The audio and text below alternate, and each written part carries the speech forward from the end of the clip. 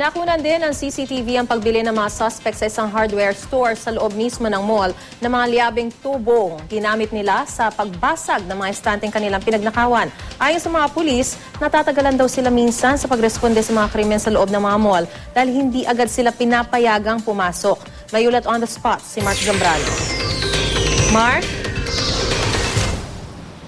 Maris, patuloy pa rin ang follow-up operations ng Mandaluyong City Police para matukoy ang pagkakakilanlan ng mga suspect na nanloob at nagnakaw sa dalawang jewelry stand sa SM Mega Mall kagabi.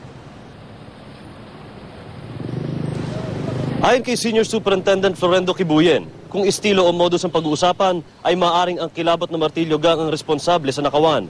Bagamat hindi pa ito kumpirmado, nahagip raw ng CCTV camera sa loob ng department store ang pagnanakaw at sinusubukan ngayon na makuha mula rito ang pagkakakilanlan ng mga suspect.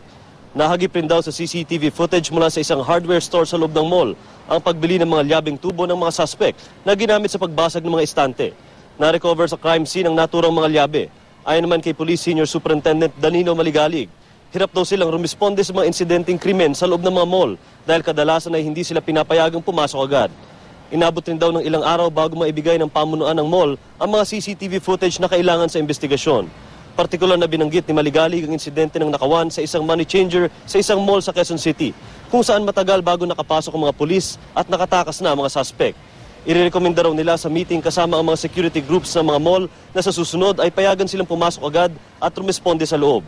Samantala, isinintabi naman ng Mandaluyong City Police na isang grupo ang umatake sa Mega Mall at sa money changer sa Robinson's Galleria noong isang taon. Magkaiba raw ang estilo ng martilyo gang sa Usamis Group na responsable sa nakawan sa Robinson's Galleria.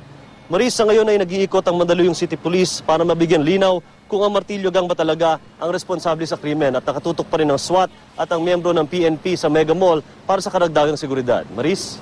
Pero Mark, di ba may mga alarm system yung mga ganyan na kapag halimbawa may mga ganyang klase ng mga insidente, ma-alarma yung mga authorities natin. At kumbaga hudyat na yon na maaari sila makapasok. Bakit ganun pa rin ang magiging problema na hindi sila makakaresponde agad dahil hindi pinapasok kahit may ganyang mga insidente? Ang nangyari kasi, Maris, particular kagabi, nung rumisponde tayo sa SM Mega Mall, masyadong mabilis yung pangyayari. In fact, ilang minuto lang ang tinagal nitong insidente. Kaya nung sinubukan pumasok ng PNP doon, ay agad silang hinarang daw ng mga security guard ng SM Mega Mall kung kaya't hindi sila nakapasok agad. Kung sana ay nakaresponde daw sila agad, ay hindi nakalabas ang mga suspect. Ang kwento pa nga ng mga security guard doon ay maaaring sumabay yung mga suspect sa paglabas ng mga tao dahil nga doon sa gulo na nangyari matapos magpapatok ng baril etong mga suspect, Maris. Nakakabahala yung ganyan, ano? Sana masolusyonan na. Maraming salamat, Mark Zambrano.